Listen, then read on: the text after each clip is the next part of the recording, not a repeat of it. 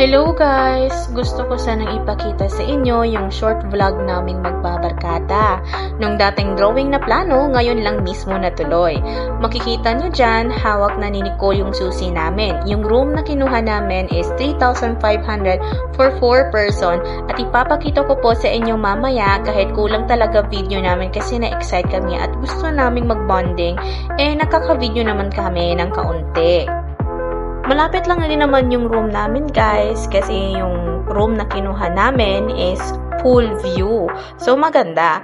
Pero nung sa unang try namin na buksan yan, kahit anong pihit o bukas ni Nicole, hindi talaga namin siya kayang buksan. Kaya nagpatulong kami para buksan yan.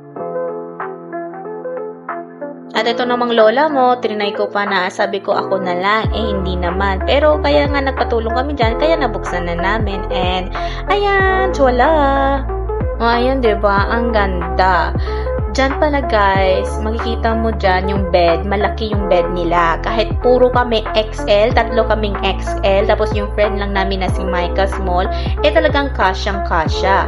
Sinabi ko sa inyo guys, yung kinuha naming view na room is yung pool. Meron ding garden, pero mas ginusto namin yung sa pool. At ito nga pala yung toilet room. So, na-amaze kami para daw Wattpad, yung sabi ni Ira. Hi guys! So, wala kami ng video kanina. But look at this. Yes! We are at the Punta Villa and malayo. Punta Villa talaga siya, literal. Malayo, nag-tricycle lang kami and ayan, si Nicole and then, ayan naka-backless. Wow! Hindi ko si Ira, ganyan yung style ng dress niya. Micah. So, yes, ito na po yung teka lang, nagbibihis yung censored natin yan. Nagbibihis ang ating friend. And look at my outfit. Pang nanay, pero okay lang. Ayan. I would recommend Punta Villa, guys. Punta na kayo. Ito yung magandang talagang spot. Because ito, meron na silang pool, meron din beach. So, you can do bonfire. Nagtanong ako, pwede daw mag-bonfire. And then, sa dito, teka lang. They also have nakalimutan ko dyan kung ano bang tawag yan, pero sinampay pala. Yan, sinampay. Hindi tayo pwede sa Manila. Dito yung marunong. Ayan na, that's it guys. Kasi nagugutom na ako. Ewan ko bang tagal nilang magbihis, mag-makeup. Gutom na ako. Grabe, parang walang aircon. Tsaka pasok lang din na namin kasi dyan guys, kaya hindi malamig yung aircon pa, hindi pa siya lumamig talaga. Ayan na si Micah, nagutom na yan. Oh, but of course, ayan ang yung OOTD ko. Yung manekas mo, andito sa CR. Ano ito guys, akala mo mirror, but yes, closet din. So, wala naman kaming halos dala. And, meron na palang, free towel. Ano ba to? Kanino ba yan? Meron na silang free towel and free sleepers. Kala namin, buti na lang, hindi ko nag-sleepers, no? Ito yung freebies nila. Meron silang 4, no? Merong, sana hindi na ako bumili. Hindi na ako sana bumili kasi ito, meron na shampoo with conditioner. No? May soap, may ayan. Eto naman guys, eto naman yung namin, punta namin dito is first and last to. Hindi ko pala sinabi dyan guys, na kami lang dyan 4 yung customer dyan. At talagang kahit mag-ingay kami dyan, walang problema sa front desk. Kasi sabi naman nila, kami lang naman dito, kaya hindi kami makakagambala ng ibang tao.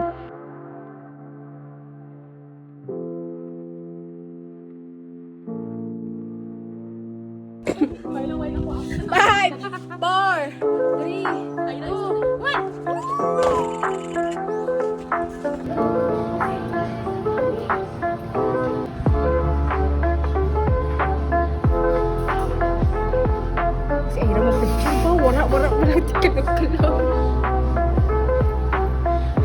Ang lakas maka-private resort sa amin, guys. Check ka lang. Nagkataon lang talaga nakabilang 4 kahit remote yung lugar kasi malayo. Pero worth it kasi mabait yung mga staff. Very accommodating yung pool dyan pala. Diba? Malaki, malapad. Tapos kami lang, VIP era namin yan. Check ka. 3 feet to 5 feet pala yung taas ng tubig sa pool at yung sa likod namin ay may construction kasi may ginagawa sila para papaganda pa yung resort. Kaya kung sa gustong magbakasyon sa Guimaras, ito ang isang suwak na puntahan. Ito naman yung itsura niya sa gabi, guys. Kapag magliligo ka, pwede ka dyan hanggang 10 PM lang. At hindi ko na kuha yung sa umaga na naglilinis sila. Dinner na namin, guys. Naku, pork chop lang talaga dinagdag namin dyan kasi leftover yung iba. Pinainit lang namin, di ko pala nasabi na merong ref sa loob ng room. Kaya pwede kang magpalamig ng tubig or drinks nyo. Sa amin kasi food lang. Kaya pwede ka ding magpa-preheat. Kaya madami kasi yung food nila sa plate. Di talaga tinipid. Kaya parang kasya sa 6 person. Kami kasi 8 lang kami. Kaya madaming natira. Hi guys, update kasi hindi ko na videohan kasi full storage itong phone ng kapatid ko. And yes, kami nagdi-dinner kami, guys. Worth it yung niya, yung dish nila, yung menu, malaki. Eto kanina pa to eh. Eto yung ngayon, ininit lang. Tapos eto malaki din to kanina. As in malaki talaga siya, namin siya naubos kaya ngayon. And then etong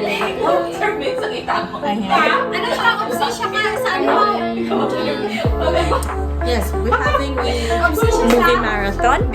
Ayan, may Netflix libre na yan, guys. Ito yung kinakain namin kanina, marshmallow.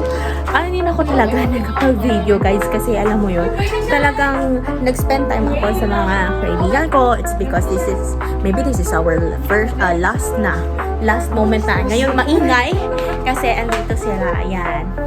We're selecting a movie, right? Ano natin papanoorin?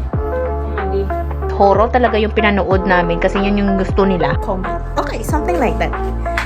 Mamaya, guys, is we're going to have a short message to each other kasi ayun ang hindi rin natuloy yung short message namin kasi nawili kami sa kakapanood ng Ed Gein story, yung monster na parang murderer something.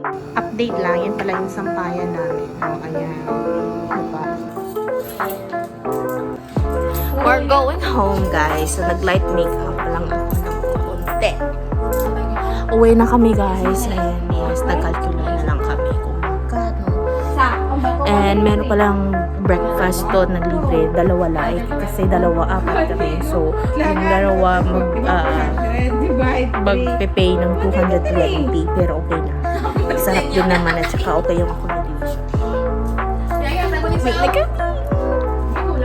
Ito pala yung sa front, guys. Tapos yun yung front desk dyan. Dito kami kumakain. Pero merong yung construction na ginagawa nila is parang yun na yun yung cafeteria, I think. Nagtosilog lang kami dyan, guys. Tapos busog na busog kami kasi meron pa silang choco milk. Ang sarap. At yun na yung vlog namin, guys. I hope you enjoy kahit na paunti-unti lang yung video.